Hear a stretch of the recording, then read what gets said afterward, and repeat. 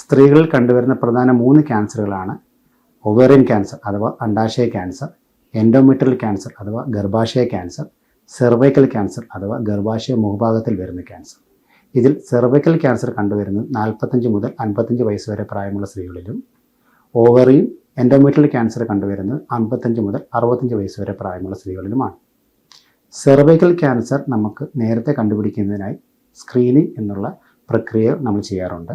സ്ക്രീനിങ്ങിൽ നമ്മൾ മെയിനായിട്ട് ചെയ്യുന്ന ടെസ്റ്റുകൾ Pap smear, HPV DNA testing, testing, ഇങ്ങനെ 3 ടെസ്റ്റുകളാണ് നമ്മൾ ചെയ്യാറുള്ളത്. ചികിത്സയിലോട്ട് വരികയാണെങ്കിൽ സെർവൈക്കൽ ക്യാൻസർ പ്രാരംഭഘട്ടത്തിൽ അഥവാ ഏർലി സ്റ്റേജിൽ കണ്ടുപിടിക്കുകയാണെങ്കിൽ നമുക്ക് സർജറി ആയിരിക്കും മെയിനായിട്ട് ചെയ്യുന്നത്. കുറച്ചും കൂടെ അഡ്വാൻസ് സ്റ്റേജിൽ ആണ് കണ്ടുപിടിക്കുന്നതെങ്കിൽ നമ്മൾ കൺകറൻറ്റ് കീമോ റേഡിയേഷൻ എന്നുള്ളൊരു ചികിത്സാ രീതിയാണ് ചെയ്യുന്നത്. കൺകറൻറ്റ് കീമോ റേഡിയേഷൻ എന്ന് വെച്ചാൽ റേഡിയേഷനും കീമോയും കൂടെ ഒന്നിച്ച് കൊടുക്കുക.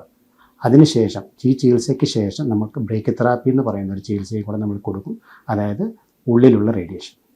ഇനി ഓവറിയും എൻഡോമെട്രിയൽ ക്യാൻസറിൻ്റെ മെയിനായിട്ടുള്ള ചികിത്സ സർജറിയാണ്. ഓവറിയൻ ക്യാൻസറിൽ സർജറിക്ക് ശേഷം നമ്മൾ കീമോതെറാപ്പി കൊടുത്തു വരുന്നുണ്ട്. എൻഡോമെട്രിയൽ ക്യാൻസറിൽ നമുക്ക് സർജറിക്ക് ശേഷം റേഡിയേഷനും കൊടുക്കാറുണ്ട്.